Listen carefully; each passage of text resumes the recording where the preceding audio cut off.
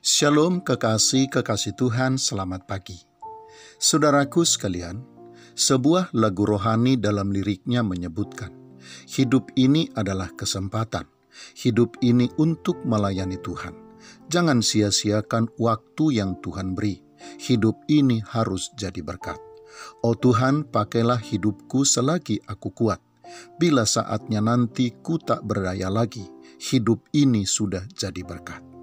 Kekasih Tuhan, lagu rohani tersebut sejatinya akan membangkitkan pertanyaan di dalam hati kita. Manakah yang seharusnya paling utama kita gumuli sebagai orang percaya? Mencari dan menemukan kehidupan yang berharga untuk kita hidupi, atau menjadikan kehidupan kita berharga? Ada satu anggapan yang keliru yang sudah terlanjur dimiliki banyak orang, yaitu bahwa hidup akan bisa berharga jika sudah menemukan hidup yang berharga terlebih dahulu.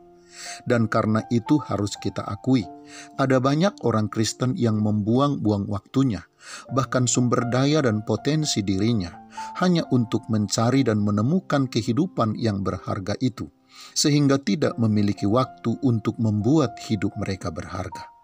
Padahal sejatinya kekasih Tuhan, kehidupan yang berharga hanya akan ditemukan jika sudah menjadikan hidup itu berharga. Ketika kita menjadikan hidup kita berharga, maka hidup yang berharga itu akan kita temukan.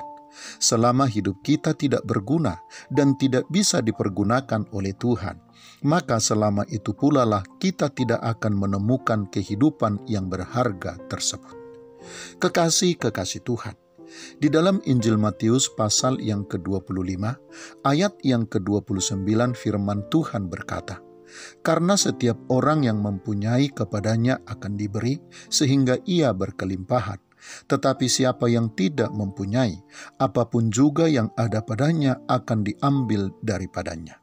Firman Tuhan tersebut, kekasih Tuhan, disampaikan terkait dengan orang-orang yang menerima talenta. Ada yang menerima 5 talenta, ada yang menerima 2 talenta dan 1 talenta. Orang yang menerima 5 dan 2 talenta mempergunakan dengan baik talenta itu dan menghasilkan. Tetapi orang yang menerima 1 talenta tidak mempergunakannya dengan baik, sehingga tidak menghasilkan apapun. Orang yang menerima 1 talenta tersebut akhirnya dimurkai oleh tuannya, melemparkannya ke dalam kegelapan yang paling gelap, dan mengambil semua yang ada padanya, sehingga ia tidak memiliki apapun lagi. Kekasih Tuhan, kisah tersebut seharusnya mengingatkan kita agar mulai menjadikan kehidupan kita berharga dengan melakukan hal-hal yang baik.